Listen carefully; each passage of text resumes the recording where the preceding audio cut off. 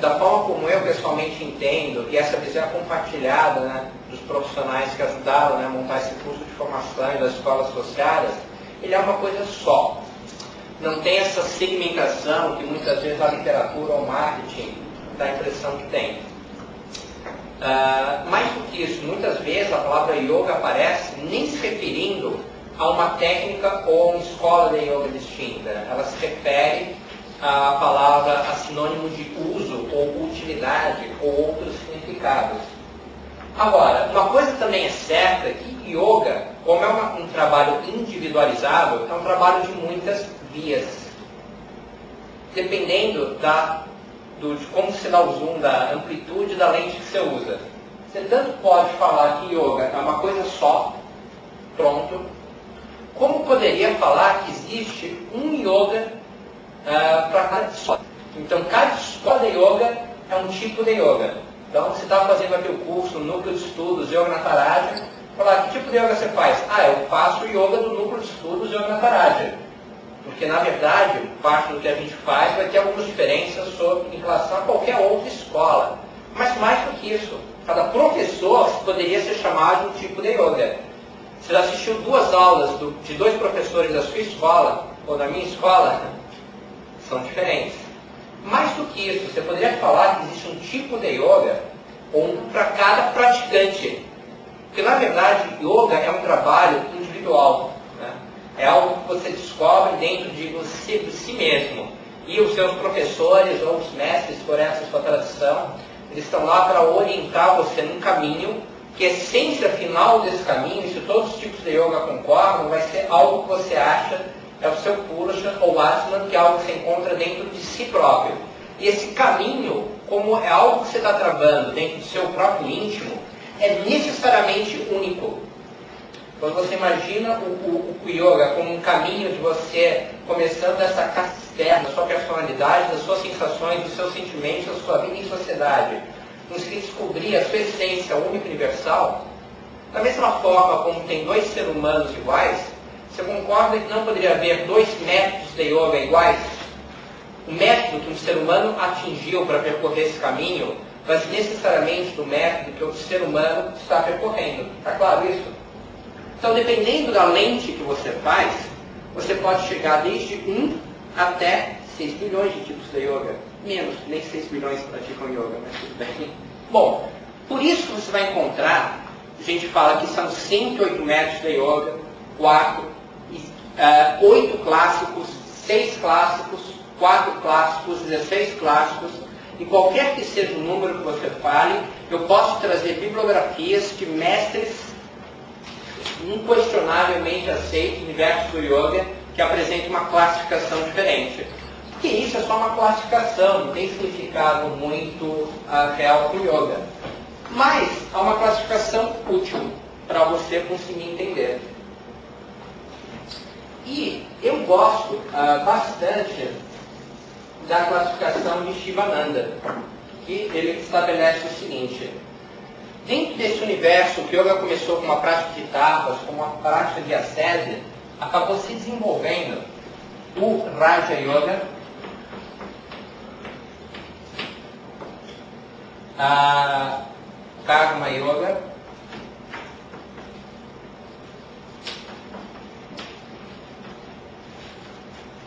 Bhakti Yoga,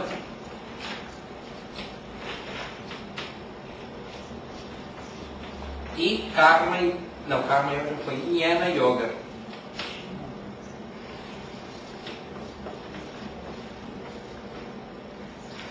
Na verdade, poderia se dizer até que só o que existe mesmo, se usa uma lente bem grande amplitude, são esses dois, o Raja Yoga e o Jnana Yoga. É de quem essa classificação? Shivananda. Aliás, essa classificação é utilizada por dezenas de outros mestres. O que eu acho que Shivananda foi bem brilhante nisso é o seguinte: o principal texto que deu origem ao Raja Yoga foi Yoga Sutra. Esses outros tipos de yoga, a referência mais antiga deles é o Bhagavad Gita. Agora veja bem, não é o Bhagavad Gita, ele expõe principalmente o Karma Yoga. Tá ok? Porque o Bhakti Yoga ele é citado indiretamente no Bhagavad Gita e o Jnana Yoga também ele é citado, mas não é exposto. O Bhakti Yoga só ficou forte mesmo a partir do século, daquele período lá que vocês viram lá, né? Começou no século XIII, tá certo? E o Jnana Yoga, eu não lembro a data precisa dele, mas vamos considerar que foi naquele período lá de 500 depois de Cristo a 1000 depois de Cristo, que ele se estabeleceu. O que a gente chama, por isso que eu dei antes para vocês uma visão histórica, porque no Bhagavad Gita ele fazia referências ao que hoje a gente chama de Karma Yoga, Bhakti Yoga e Jnana Yoga, mas não da forma como a gente conhece hoje. Então, o que a gente conhece de Jnana Yoga hoje, volta lá para a aula do Carlos Eduardo, foi o desenvolvimento Brahmani, que quis fazer oposição ao Raja Yoga. Porque o Karma Yoga e o Bhakti Yoga, na forma que o Bhagavad Gita apresentava, eles eram consistentes e faziam parte, por assim dizer, com a tradição do Raja Yoga. Era uma amplitude de visão do yoga no seu dia a dia, mas não eram tradições distintas ou opostas. Então, só depois que eles acabaram sendo considerados tipos diferentes de yoga. Por isso que eu digo que você poderia considerar que só tem esses dois. Porque tinha uma vertente de yoga, que era o Raja Yoga, e o Raja Yoga, ele trabalhava com Karma Yoga, tinha o conceito de Kriya Yoga, que eu vou falar daqui a pouquinho, né? E com um método formal, o Bhagavad Gita não formalizou um método. O Bhagavad Gita apresentou o Karma Yoga sem usar a palavra karma, se eu não me engano, mas apresentando o conceito da ação desinteressada, o conceito do desapego do trabalho ao trabalho, como sendo uma via necessária para você alcançar a iluminação. Não era um sistema filosófico completo. Então, como sistema filosófico completo em oposição ao Raja Yoga, o primeiro que de fato surgiu foi o Jnana Yoga, que ele foi resgatado e contraposto no século XI, vocês viram isso, pelo Hatha Yoga. Então o Hatha Yoga está diretamente relacionado ao Raja Yoga, como sendo um resgate do Raja Yoga, do Raja Yoga, ou Yoga de Patanjali, em oposição ao Jnana Yoga. Então, que era um yoga que não pregava prática, pregava mais o estudo, o discernimento. Karma Yoga e Bhakti Yoga continuaram existindo aqui pelo seguinte: Karma Yoga e Bhakti Yoga ficaram sendo incorporados ao Yoga. Então, toda escola de Yoga, em maior ou menor grau, ela aceita e trabalha com o conceito de Karma, ou o conceito de Karma Yoga. Toda escola, em maior ou menor grau, trabalha um pouco, inclusive, com o conceito de Bhakti, de devoção. Mas, a partir do século XVIII, até isso separou. Então, começou a existir, no século XVIII, claramente escolas que são ali Bhakti Yoga como um sistema formal. E quase não existe, na verdade, mais Jnana Yoga. Então, se você de uma classificação bem simples de tipos, você poderia dizer que, na verdade, tem só esses 4, né? Karma Yoga, a princípio, eu nem ia colocar. Mas, para ser consistente com a literatura, muitos consideram Mahatma Gandhi, aparece em textos como sendo um yogi realizado pelo Karma Yoga. Então, se ele aparece, eu até, pessoalmente, poderia considerar uma pessoa iluminada, não necessariamente por um caminho de yoga, mas o que a literatura mundial hindu considera, eles também consideram isso yoga. Então a gente fica com esses 4 tipos que já existiam desde esses primórdios. Tá? Sendo que Hatha Yoga e Raja Yoga não tem por que serem considerados 2 coisas distintas, né? Porque eles estão em momentos históricos diferentes. Por isso que a aula de cronologia tem que ser anterior. Você vai falar, não, mas o Raja Yoga e o Hatha Yoga são completamente diferentes. Claro, você está comparando uma coisa e tem 1.100 anos de diferença entre elas, mas uma está conectada à outra. O que o estudo do Satyananda é bem interessante, que é o seguinte: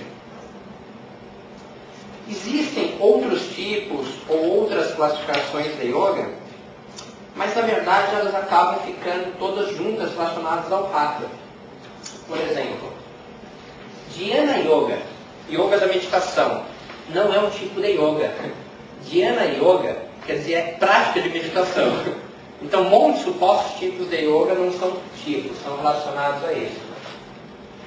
Kriya Yoga, ele pode ser considerado um tipo de yoga, mas mais simplesmente, fazendo jus à tradição antiga, ele estava dentro do Raja Yoga, ou estava dentro do Yoga de Patanjali.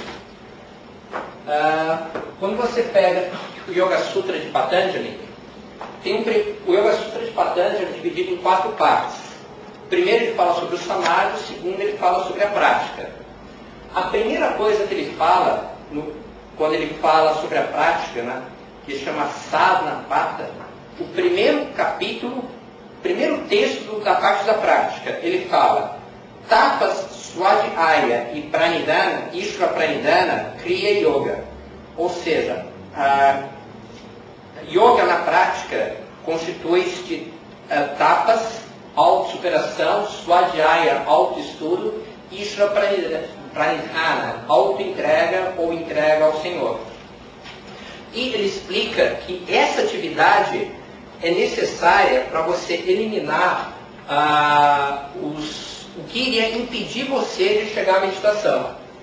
Então, Kriya Yoga, da forma como foi apresentado originalmente, não era um método dependente de Yoga, mas era algo previsto dentro do próprio Raja Yoga, como sendo uma atividade que deveria estar presente.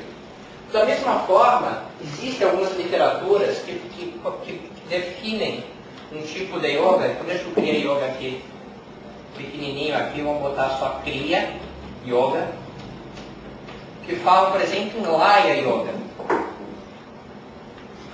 como sendo um caminho independente. Pode ser, dependendo do zoom que se dá na sua lente. Lembra que eu falei que você pode considerar um só ou vários? Mas não é necessário você considerar Laya Yoga um tipo diferente, porque ele está ligado ao Raja Yoga. A referência do Laya Yoga, ela faz parte do Ashtanga Yoga. Se você pega um dos melhores livros que eu conheço de Laya Yoga, que é esse daqui, de um autor que é o Goswami,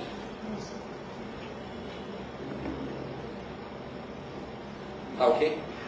Logo na primeira página, na página 1, ele fala: Laya Yoga assumiu uma posição intermediária entre o Hatha Yoga e o Raja Yoga. É a primeira frase do livro.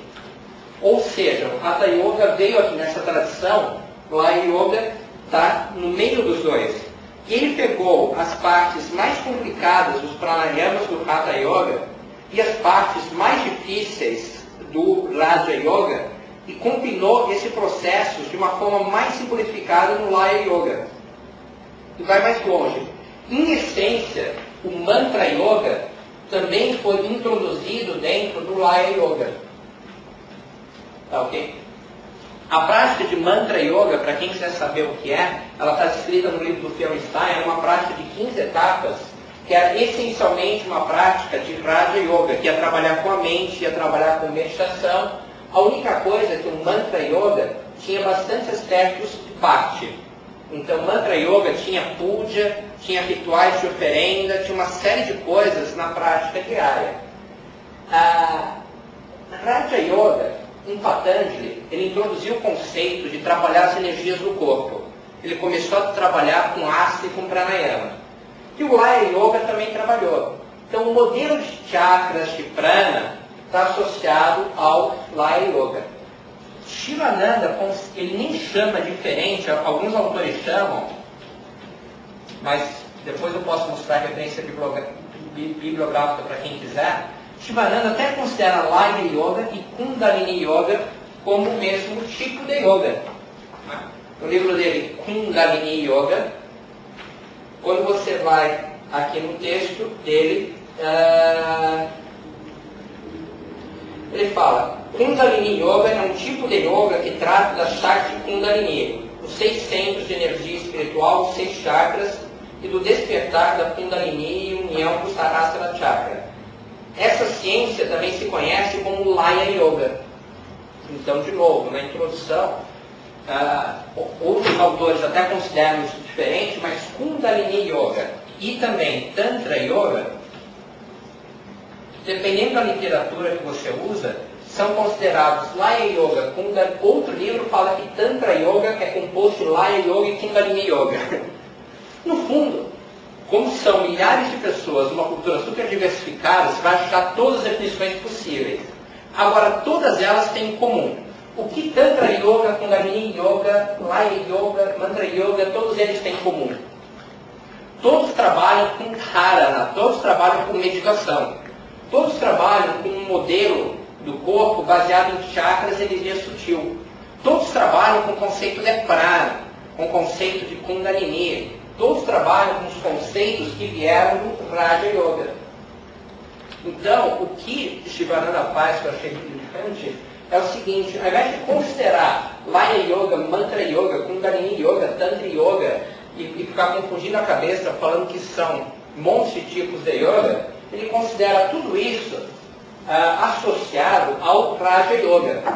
Ao Raja Yoga, não se falando especificamente ao Raja exposto em Patanjali, mas pelo que foi gerado a partir daí, tá certo?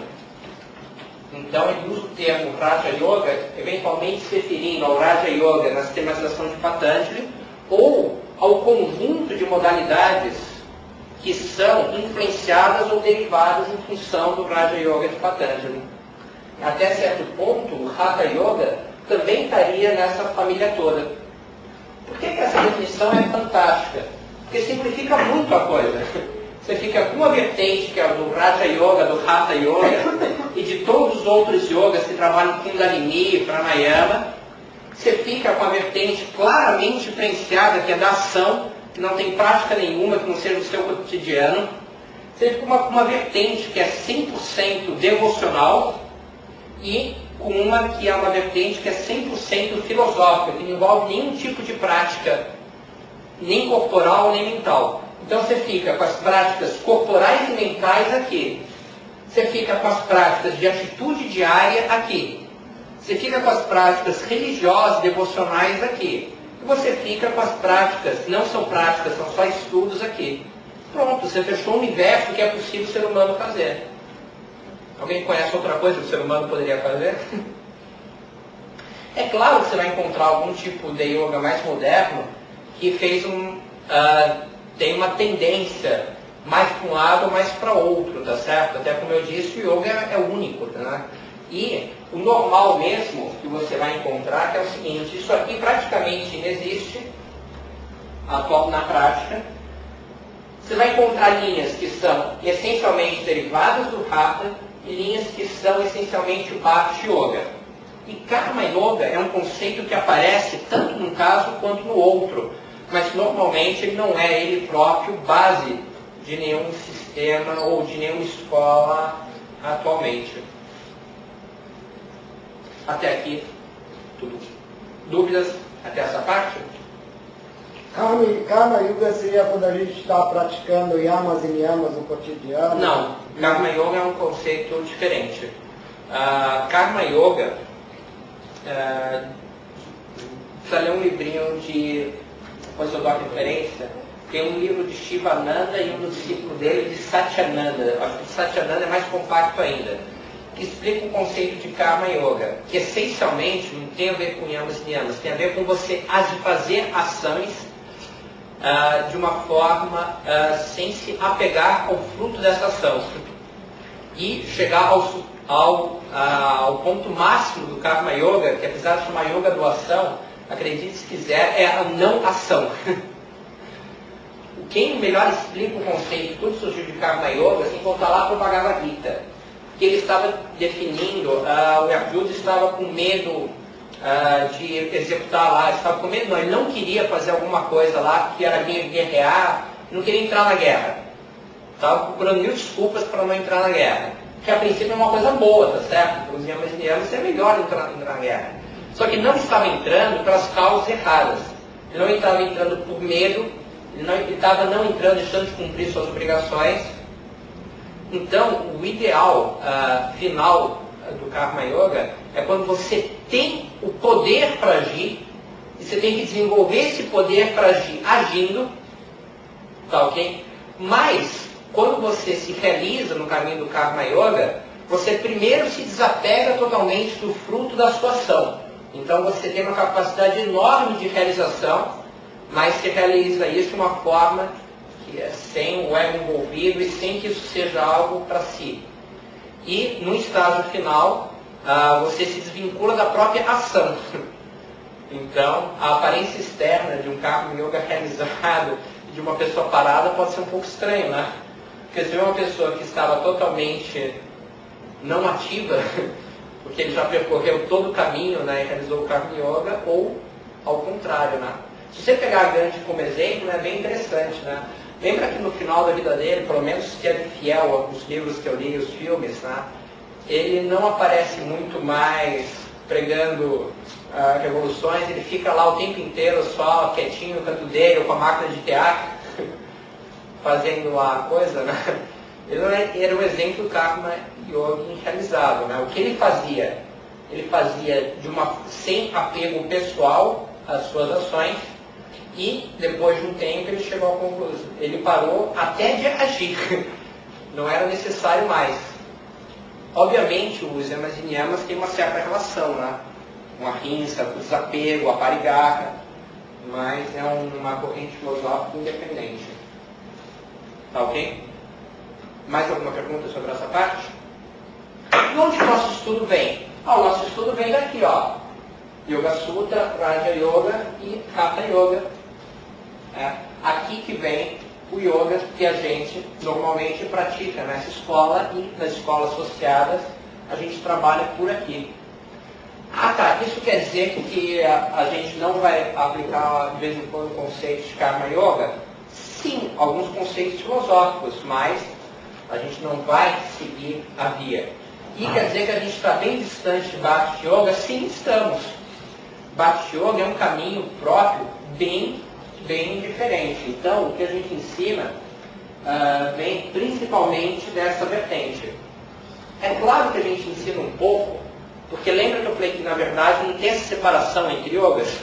Qualquer yoga que você se aprofunde, vai se aprofundar nessa vertente que vem do Raja Yoga. Tá, você vai travar com uma série de conceitos que são explorados com mais detalhe aqui. A diferença é que você vai travar com esses conceitos, até usar alguma coisinha disso na sua prática, mas não é a mola propulsora. A mola propulsora que você vai usar para o seu desenvolvimento é meditação, é asana, é pranayama, são as coisas que estão fruto dessa árvore aqui de desenvolvimento. Tá ok? Então, vamos apagar isso e continuar.